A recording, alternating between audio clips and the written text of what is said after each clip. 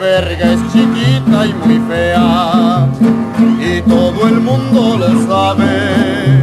Ojalá que yo tuviera una verga muy... Hi everybody, Dick Taco here. I don't normally do this, but who knows, it could be something of things to come for the channel. But as you may have just heard on the latest episode of the Iconoclastic Wrestling Podcast, we are going back and discussing the Vince sex scandal, ad nauseum, as much as everyone else is out there in the wrestling journalism world.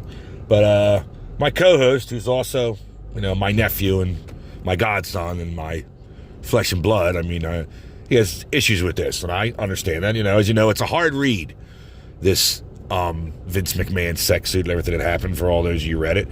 But as things are starting to trickle out, I wanted to bring up the actual instance of the Ashley Massaro tribute to the troops incident back in Kuwait that was allegedly covered up, and John Laurinaitis has almost basically given credence to now, along with corroborating Janelle Grant's claims. He needs to get a new lawyer, or he's going to wind up in jail right next to Vince. But Ashley Massaro, as you know, is no longer with us. She passed away in 2019. It's a nice way of putting it. She committed suicide, and if you hear this, it might not be hard to understand why. Well, as a performer in WWE, when they used to do tribute to the troops and go over Kuwait, she was supposedly being treated for, I've heard, dehydration. In other words, I've heard cramps, like menstrual cramps or something like that.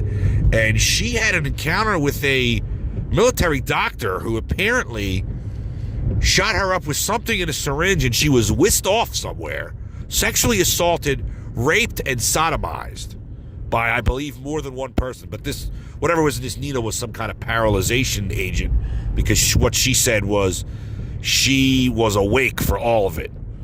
And there's a horrific tale, and she later told another doctor who corroborated it.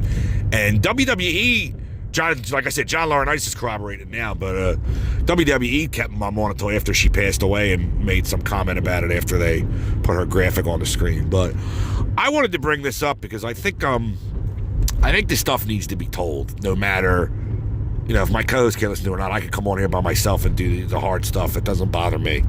But I just think it needs to get out there, because I'm starting to realize the culture behind the scenes of something that I loved for probably the past 40 years is now in jeopardy of, all its wholesomeness and everything. It was kid family entertainment forever. And now you realize it's like a billionaire's playground back there. And this guy was given billions of dollars and did whatever he wanted to whoever he wanted.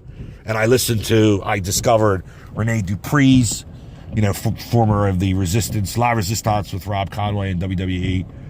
I found him and had Paul London on there, who used to date Ashley, and that poor guy, he just sounds so, so sad, because I'm sure he knows what she went through, and she's not here anymore. And it's just the tip of the iceberg, folks. There's going to be more of this, and they have Vince's phone from searching back last summer, and I honestly don't see how he survives this. But he slipped through the government's hands before with the steroid trial. But basically, I just wanted to call this to go over the specifics of the Ashley Massaro tribute to the troops thing, because I think it's important, need to be known. I'm sure other people have reported on it, but I wanted to speak about it because I think this needs to, anybody who had anything done with them, it needs to come out, no matter how horrific it is, because these people need to pay for what they've done. This is Dick Taco, signing off. Get your hand off my penis!